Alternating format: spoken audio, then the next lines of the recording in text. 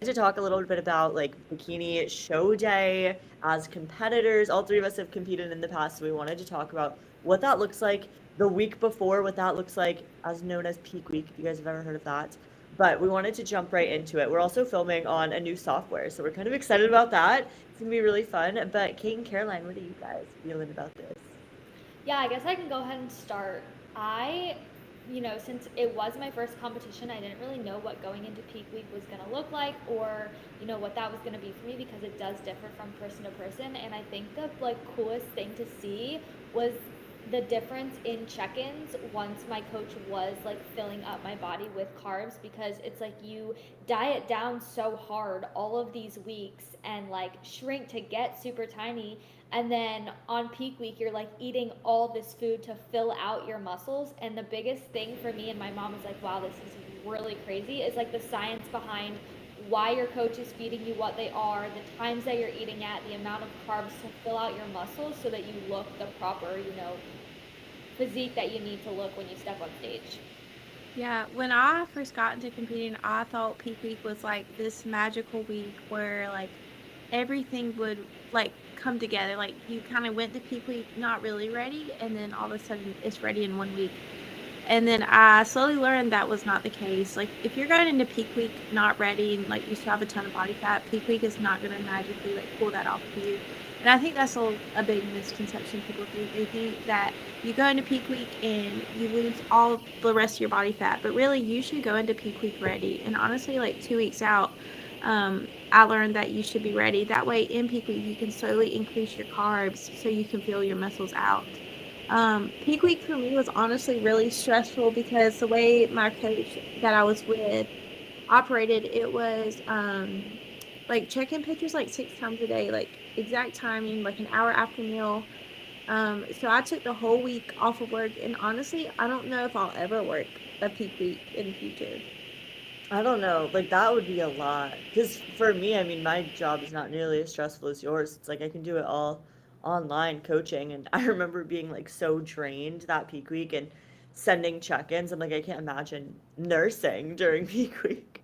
I Yeah, can't imagine working during peak week at all because I was checking in in the morning and then 2 hours after the next meal and then 2 hours after that, and it's so tedious and too inexact that there's just no possible way. yeah, Yeah, I remember like, especially my first show, I remember hearing about peak week like the week before the show and being like, oh, once you made it to peak week, like you've made it. Like it's this huge thing. Like you're gonna be eating so much, you're gonna be doing all this good stuff. And I just remember getting to peak week, and it every year for me has been like the hardest mhm. part of prep. Like even though you're only a week out and you've been dieting for so long, it's like, okay, you got to keep digging, and you're just so drained at that point and like ready for more food and ready to like get to the stage. I remember it being really hard, and I feel like not a lot of people talk about that because there's so much hype around peak week. Yeah, it is hard because a lot of it, you're already like to the T on everything, but peak week is like 110% because you have to watch your water, you have to watch your sodium. I remember my coach told me to cut out like Diet Coke. I couldn't use like any of like the Mio water enhancers that I use, and I was struggling, y'all. Like trying to drink, I think I was drinking like 2 gallons of water. Trying to drink 2 gallons of water and then tracking every single bit of salt I used, I was like, this is so hard. And I remember being like halfway through peak week, and I was like, I absolutely hate peak week. Like, I've only done it once, and I don't know. I feel like it'll be different this time around when I prep with Mike. But I was just like, I hate peak week so much. I missed my like, I didn't even use mustard, and I use mustard on everything. And then I missed my Diet Coke, and I remember after I competed, all I wanted was a freaking Diet Coke because I hadn't had one. But I That mean, was me it's a too. That was my sacrifice. show. Yeah, yeah, my show at Miami, which was 2 years ago, 3 years ago, I think 2 years ago. I literally packed like the strawberry Dr. Pepper in my bag because I was like, that's the first thing that I wanted once I got off stage. Because like that's something that I feel like people forget about too is you have to literally cut out all artificial sweeteners. So pretty much all of prep, at least for me, I can have them up until peak week, and I think that's most people. And then you cut them out because if they're holding in your water, you just like don't want to run the risk. And you're basically all of peak week, you're trying to push any water off before you get on stage. Like that's mainly the point of it. So those diet sodas, and for me it was sugar-free pancake syrup, which I started having to cut out at like 4 weeks out because it gives me like digestion issues when I'm really lean. That's those are my holy grails. They are. Yeah, I also think that like on the other side of things, it's really weird how much your training changes and how like little you do, and it's like pulling back on cardio and pulling back Yeah. on lifting so that you're not putting that extra stress and inflammation on your body. And it's like we work so hard and push so hard for these physiques, and then we just have to like kind of pull back from the gym when it's like our life. And I feel like that was so weird for me. I was so bored and I was like, what do I do with myself? Like I just got to kick my feet up this week. It's so weird too. And like what Kate was saying, because if you're going into a show and you're not at the like conditioning that you need to be, like if you're not, ready and you're not lean enough, peak week isn't going to be like some magic trick that just snaps you into place. So if you're ready, you should be like pulling back on your cardio. You should be pulling back because you don't want to be inflamed on stage. So it is crazy that it's like go, go, go, like hard, hard, hard. And then it shows you how important recovery really is. Because it's like, Did okay, now y'all it's time to pull back and get that inflammation down. did have y'all I mean, I've only had one peak week, but have y'all ever been like in peak week or like 2 weeks out and your coach was like, don't do cardio and you did cardio or like anything like that? No. In my first year, yes, but I didn't realize like how important it was to like literally do everything to a T because everything you're doing has a purpose. Now, if my coach was like, no cardio today, I'd be like, okay, sir. Yes. Yeah. Yes, I will not do cardio. My like 2 weeks out, and I don't think peak week, but like 2 weeks out, he was like, just rest, no cardio. And y'all, I was like, I'm not doing that. Like, who does he think I am? I've come this far and I still have like more fat to get off. Granted, if I was shredded to the bone and there was no reason I thought I needed to do cardio, but my mind was playing games on me. And that's something I've talked with Gabe, our sports psychologist, is like, I felt like I needed to keep doing more, but that's not the point of it. Like the point is not who did more cardio, who did this. It's the package you bring to the stage, and I think that's important to note. Like going into peak week, because your mind is going to play games when you're going to think you're fat, even though you have like ab veins and an 8 pack. It's What so y'all true. eat on peak week? My meal plan for peak week didn't change much, and that's why I was like, I wonder if it'll be different. But I had a base diet plan, and I literally just ate that through the show. And then show day, he fed me so much. Okay, actually, scratch that. The night before my show, or 2 nights before my show, I had a burger. He told me to go get a burger. And the night before my show, I also had a burger, and my body literally lost like 5 pounds every time I ate a burger.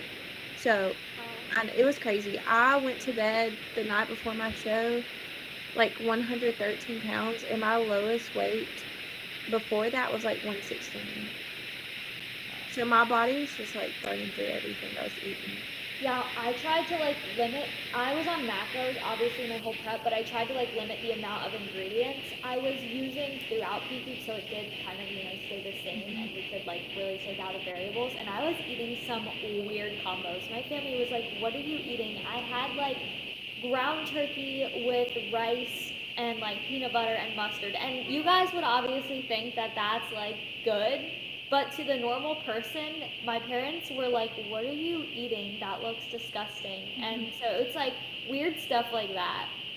I think it would be cool if we could talk about like peak week essentials and like show day essentials. Oh yeah.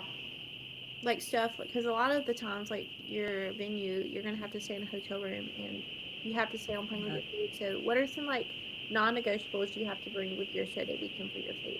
Oh my gosh, there's so many things. I literally have a list in my notes because I feel like every show I like add on to it. It's like, oh, this would have been nice to have. This would have been nice to have. Honestly, when I'm able to stay in an Airbnb, I do. Like this previous year, I stayed at an Airbnb for Charleston and for Vegas, and that was so nice because I could cook all my meals there. But if not, I would say like cook your ingredients that you know that you're gonna have. Like for me, I always have the same food heading into peak week. It's just like different volumes of it. So when I went to New York last year, I just cooked all my chicken and all my beef, all my rice, all that good stuff, and flew with it. And then other than that, gosh, there's like so many show day essentials. But is there anything for like food that you do, Caroline? I was at my mom's my first peak week, so that was pretty convenient. I obviously had like a house and a kitchen, and then my second peak week, I was in a hotel, but it was like 30 minutes from where I live at home, so I was like able to just prep all my ingredients and brought that with me. And then obviously, you need a food scale. That's like the biggest thing. A weight scale. I have like a portable one that I travel with that's like really tiny that I use.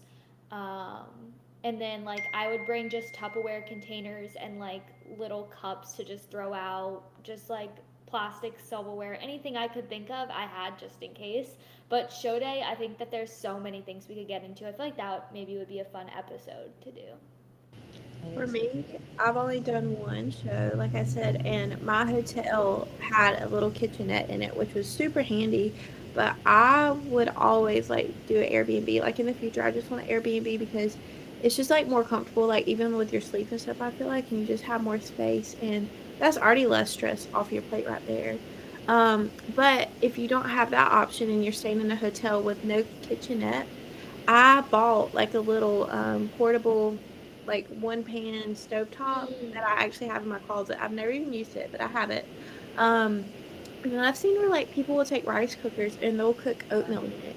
But like Yes. your other ingredients, like your rice or like chicken, you definitely can cook that, freeze it, and take it with you. But if you want like fresh food or you're going like down on a Tuesday or Wednesday and you're staying for a long time, your food obviously probably won't be good by the time it comes show day.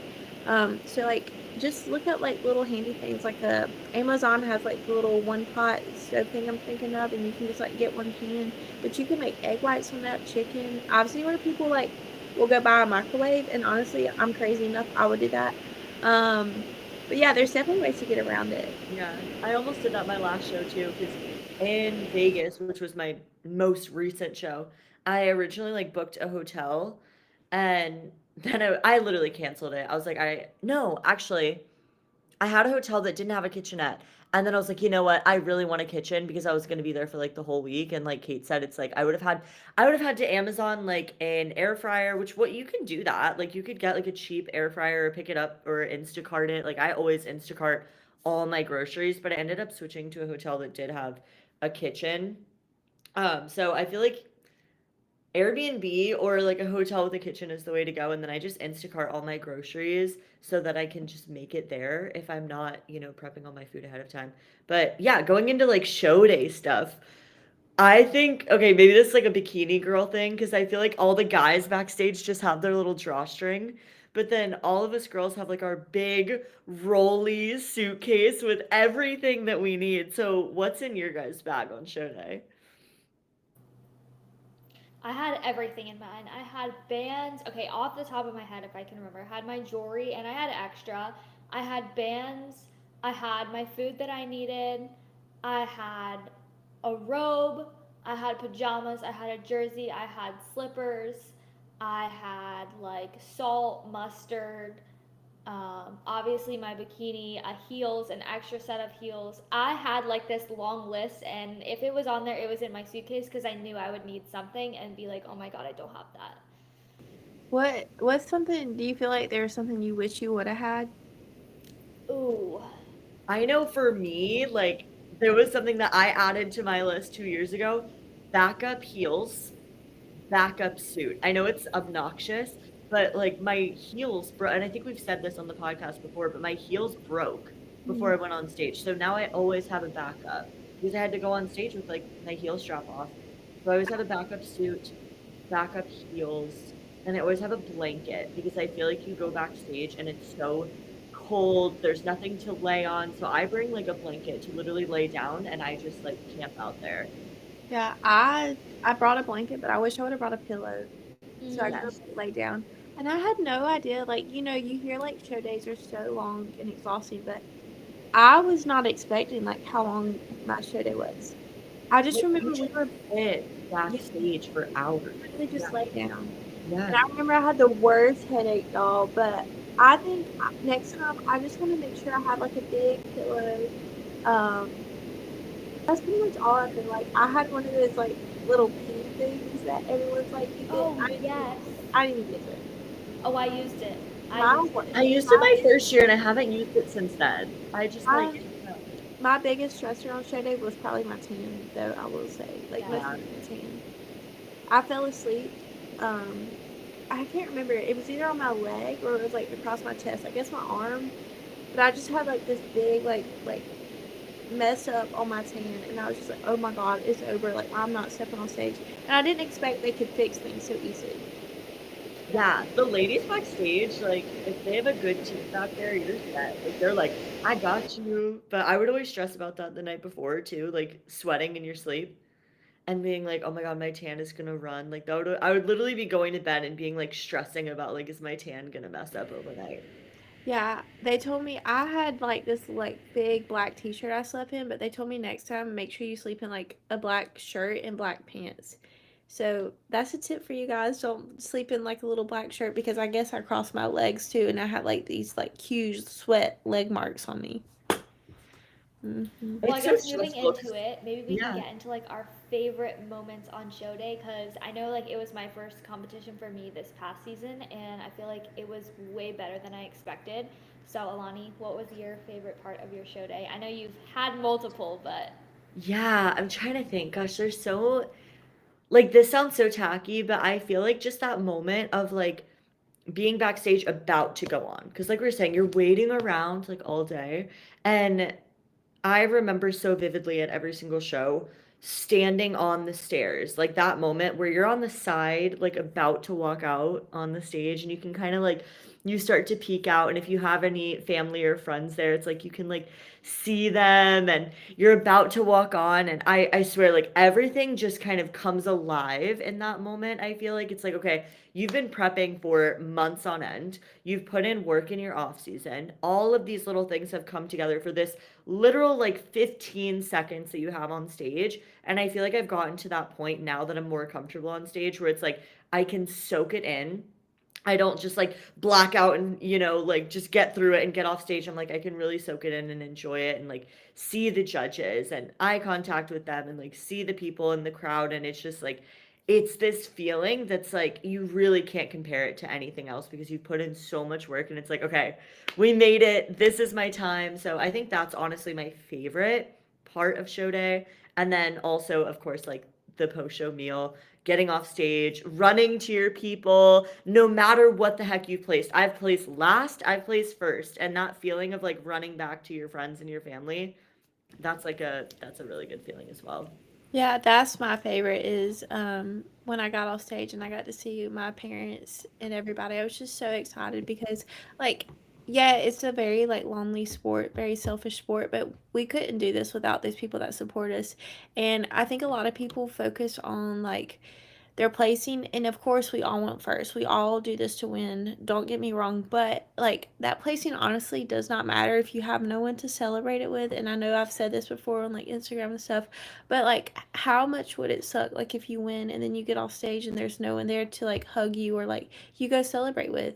So I think a lot of people should focus more on like who's with you and who's there cheering you on. So that's my favorite part. yeah, I was gonna say the exact same thing. I actually had two just because it was my first show going in. I didn't really know what to expect with the people backstage. And my first show I did in Philly, so I was like completely alone. Like my coach wasn't there, I knew no one. And honestly, like between that one and the show I did in Charlotte too, I think meeting the girls, like random girls backstage, was really fun because it's hard to go into a place like that and know everyone's worked hard and like look around and like see what you look like and compare yourself. So I really tried to just focus on like everyone's here, this is for fun. And like I did meet some really awesome people backstage who I still talk to on social media, and so that was like awesome. And then obviously like you guys said, having the support like to go to afterwards is awesome. And I could not be like more grateful. My mom actually flew from Philly and surprised me at my show in Charlotte. And then also I had shirts made with like my face all over it for my family, so they all wore those for my Philly show. And then Carson and his brother both wore one for my Charlotte show, so that was like really awesome, just celebrating with everyone who does support me. And like this is a hard lifestyle to support, so the fact that we all have people in our lives who are there for us, I think that really does go a long way. Yeah, I was honestly intimidated going like into my show and especially backstage. I just remember like watching all the girls And like those first like few hours, I was just like, oh my god, like this is so nerve wracking and scary. But like you said, like some of those girls I met backstage, I still talk to today. And I actually, when we went to your show, Alani, in Charleston, I saw one, and it was just like so fun to recollect and like see her compete on the national stage. And I know a lot of bikini girls, like we are so fun backstage. We make friends. And I think a lot of people go into their show and they're like, oh no, like I have to lock in. I'm not going to talk to anyone. And that's how I was. I was like, I don't want to talk to anyone. I'm not like a really like extroverted person. So I really like to keep to myself. But I had so much fun talking and just making fun with everybody. And like everyone is there to win and do their best. But like, I feel like there's such like a good supportive community that comes with bodybuilding. And show day is like the best time to take advantage of that, in my opinion. I think so too. And I think that it's so important too because it's like it's one of the only sports where yeah, we're competitive and yeah, we want to win, but I want to win my class, but when I'm backstage, I'm not like I want to beat that girl. Like I feel like in every other sport, it's like, "Oh, okay, I'm beating the other team. Like we have to beat this team and do better than them." But what's so different about bodybuilding is like you've already put in the work. Like you've literally put in the work for the previous months, and then on show day, you're showing up. Whereas in other sports, like I grew up playing volleyball, and you practice, you practice, you practice to play good on game day and to beat that team. But on show day, like there's nothing more you can do. Everybody has been through prep, everybody has been dieting, everybody has been doing their cardio. And the camaraderie backstage is just so cool because it's like everybody's rooting each other on. We're all there to just like show up and just show the judges what we've all done. And at that point, everybody's like, I'm excited to go eat my meal after. So I think like really soaking up that time with everybody is so important because, like Kate said, it can be really lonely and it can be a really selfish process. So those people that you meet backstage, like, don't take it for granted because they understand you and they understand the process. And I've met a lot of really good friends that way. So I think it is really Yeah, important. to bounce off of that, I think that like going through prep and choosing to live this lifestyle is hard and like it's not easy and it's absolutely not for everyone. But I will say, going through prep and stepping on stage, I didn't know going into my first show if it was going to be something I wanted to continue to do, if I was even going to like it, how I was going to feel. But I absolutely fell in love with it. And I think that what I realized is a, I learned so much about myself, and B, it was so rewarding to just be like, I did that. No matter what I placed, no matter like who was there, no matter my competition, like I was able to do that, and like that meant so much more to me than like anything.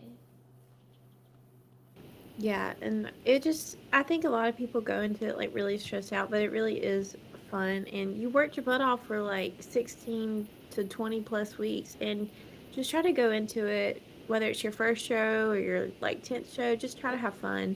Because I think I put so much pressure on myself going into my show that it was honestly hard to enjoy it. And I just remember being like in this like blackout state of mind, and I was just so worried about how I looked and what I was going to look like on stage. I forgot to actually enjoy like the work I just did and have fun. Yeah.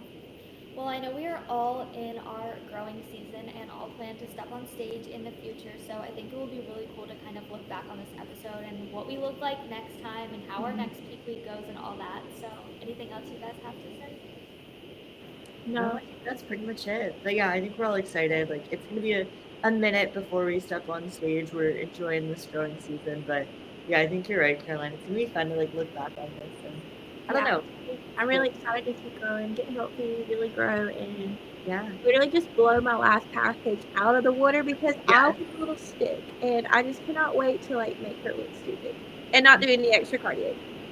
And like we said, where it's like you versus you up there and like enjoying the process with everybody backstage, like I think that's why it's so cool to soak it up, is because literally we're just trying to beat our previous selves.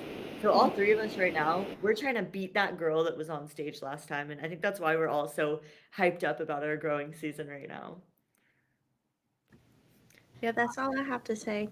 Awesome. Well, I think that's all we have for today. That was really a fun and talkative episode. And as always, we drop every single Monday at 5 a.m. on Apple Podcasts, Spotify, and you can go ahead and watch us on YouTube. So we will see you guys next week on Gym Girls Unfiltered.